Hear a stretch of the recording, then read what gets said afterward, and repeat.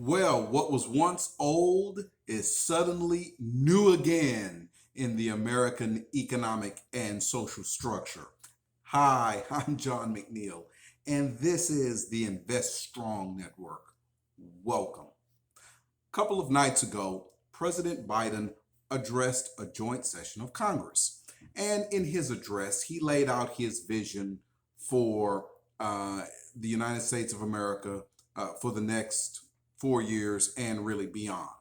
Now, if you are a historian, as am I, you definitely picked up a rhyme with earlier times in history. Now, Mr. Biden, what he has essentially done has set in motion the Franklin Roosevelt's New Deal for the 21st century, right? So we'll call it New Deal 3.0. All right. All right. Now, let's review the original New Deal for a moment. So, uh, looking back on it, most persons, some historians included, would tend to believe that the New Deal programs were basically the genesis of the Roosevelt administration, and they were doing everything they could to fight the Great Depression of the 1930s. And that is partially true. However, many of the programs that Mr. Roosevelt and his administration ended up pushing into law were actually borrowed from earlier administrations or were proposals and missions that had been set in motion by Republican or Democrat uh, progressives in the Congress previous to the Roosevelt administration, right? But the Mr. Roosevelt and his people basically picked up the ball and forced it across the goal line, using the crisis of the Depression to get it done, right? Well, actually, Mr. Biden has taken a similar track, right? And notice these rhymes that I certainly noticed from studying his what he has already done and what he is proposing, and see if this is not the New Deal redux. Okay, first, and by the way, I picked 10 things here, right, that I noticed. Now there are probably more than that, but these are just ones that I've noticed. All right. So in the Rescue Act, or the stimulus, as most of us know it, that was passed by the Congress in the relative early days of Mr. Biden's administration. He quickly signed it into law, of course. In addition to the $1,400 per person payments, he included a provision which basically greatly expanded the ACA, Affordable Care Act, Obamacare, from 2010. Now, both this expansion and the original Obamacare plan actually built upon the structure of Medicare, Medicaid, which was in fact set float legally in the 1960s by the Johnson administration. Now, the Johnson administration, however, actually got the idea of this near universal health care coverage for older Americans and the disabled and those with, shall we say, challenges. They actually borrowed that from the New Deal from the Roosevelt administration some 3 decades earlier, right? So what Mr. Biden did was tremendously expand the Medicaid rolls, right? And so that in and of itself is kind of a redux to the New Deal. And then also in that bill, there was this peculiar aid package for minority farmers. Now, many minority farmers have for years faced discrimination, especially in the financing arena. So many billions of dollars were dedicated in the stimulus package to debt relief for minority farmers who not only historically had been discriminated against, but also had taken it on the chin from the CV-19 pandemic, right? Well, this whole program sounds eerily reminiscent of the Agricultural Adjustment Act of 1933. There, the Roosevelt administration extended debt relief to many of the farmers who were carrying heavy burdens because of the depression, and also pricing. It extended pricing subsidies so that farmers could get a relatively successful return on their efforts in the marketplace, because global pricing for agricultural products had collapsed in the late 1920s and 1930s, and this was the Roosevelt administration's way of throwing a lifeline to those farmers. All right, but it doesn't stop there. Also in the stimulus was the extension of extra payments for unemployment benefits out to September of 2021. Well, that actually is built upon the whole unemployment insurance structure, which is a product of the New Deal from 1933, right? And now this particular round of payments actually began last year with the outbreak of the CV-19 pandemic by the Trump administration and the Dems in Congress. It was then extended later on last year, again by President Trump and the Dems in Congress mostly. But the Biden people kind of took the ball and really, threw the bomb, so to speak, in football terms, extending this thing all the way out until the fall of 2021, with $400 per payments, biweekly payments for persons who qualify, right? That is an absolute extension of the original New Deal structure. All right. Now, in Mr. Biden's program for infrastructure spending, there are a lot of things there. And if you examine it carefully, this thing is an absolute basic remake of many of the New Deal programs. For example, Mr. Biden is pushing hard for broadband service to be extended into rural areas. Now, we know since the CV-19 pandemic, Zoom and other ways of telephonic communication become critical, since obviously in-person meetings and stuff were greatly restricted or even eliminated, right? And so there's a practical need for broadband service to be as widely available as possible. And for many rural areas of the country, that had been lacking, right? Well, actually, a very, very similar situation existed in the 1930s, right, with the electrical grid. So for the previous 4 decades, electricity had basically been a purview of the large urban areas and some suburban areas. But in fact, large swaths of rural area in the United States of America had no electrical service, right? Many of them had no telephonic service either. The Roosevelt administration launched an extraordinarily aggressive program through the Rural Electrification Administration of 1935 that brought electricity to rural areas. And that is exactly what Mr. Biden wishes to do with broadband.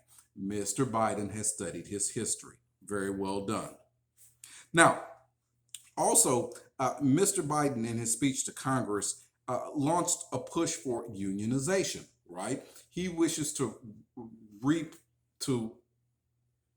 back the union relevance in the American economic structure, right? Now, in fact, in the post-World War II period, immediate post-World War II period, unions were extraordinarily powerful, but with successive Republican administrations, both in the White House and also in many state houses over the country, the power and breadth of unions have tremendously diminished. Well, Mr. Biden and his people want to restore them to their rightful place.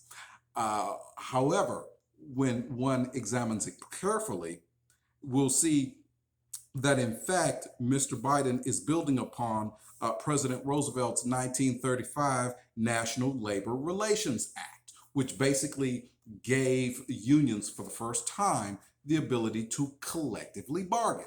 And by having that ability to collectively bargain, they could actually leverage their weight on any industry or industrialist, bring them to their knees, and it really made the American middle class possible, as Mr. Biden mentioned in his speech. Now, the National Labor Relations Act of 1935 also set in motion rules and regulations as it related to 40-hour work week and also minimum wages. Two other things that Mr. Biden also hit upon in his speech on Wednesday night, right? Another echo of the New Deal. Now, writ large, the infrastructure spending programs that Mr. Biden is proposing, roads, bridges, highways, also some public institutions, schools, public health systems, water systems, things like that, that is almost a line for line replay of President Roosevelt's Public Works Administration and the WPA from the middle 1930s. Almost, it's like really he grabbed that, he and his people grabbed it, blew the dust off of it, polished it up, put dates in the 21st century on it, and then, is rolling it out for Congress for reapproval, right? That's how closely it mirrors the New Deal.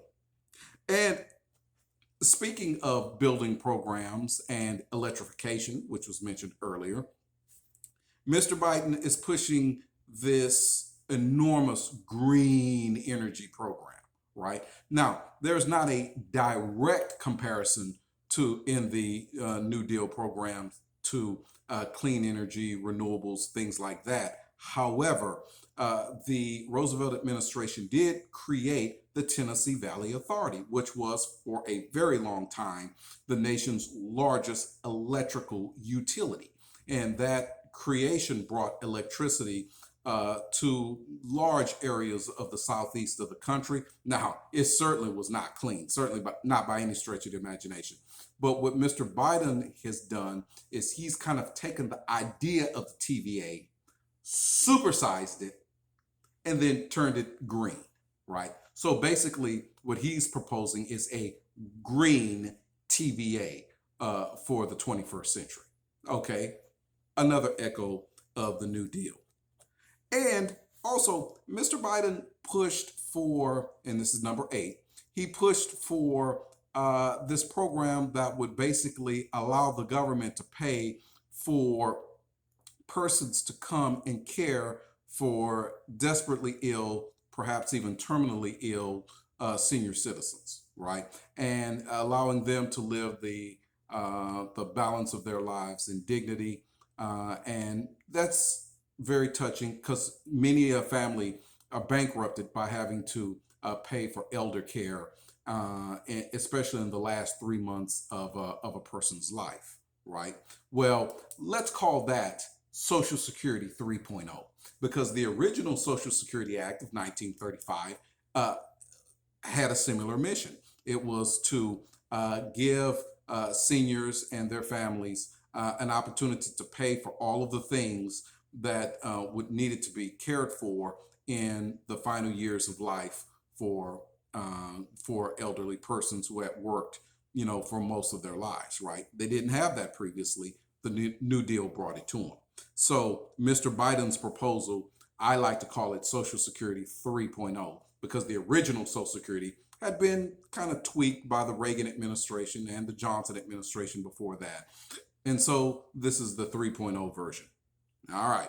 Now, there are a couple of other areas that most people do not generally consider as a part of the New Deal, but absolutely it was. For example, the Congress and the Roosevelt administration overturned the Prohibition Amendment, right? Now, the Prohibition Amendment of 1920 basically turned many millions of regular Americans into criminals by making alcohol consumption or production illegal in the United States of America, right? Well, the Roosevelt administration and the Dems in Congress worked hard to overturn repeal prohibition, and this not only spared people from an unnecessary criminal record, but also it allows state and local governments to save money so that they wouldn't have to chase down, persons for having a beer or a glass of wine or a shot of whiskey, as it were. Well, this bears striking resemblance to Mr. Biden and the Dems in Congress currently mission to decriminalize marijuana and also other drugs that are used by individuals for personal consumption. Right, as we know, this war on drugs launched by the Nixon administration has been one of the true outrages to civil rights and individual rights in the country. And Mr. Biden and the Dems in Congress wish to repeal that. Great job.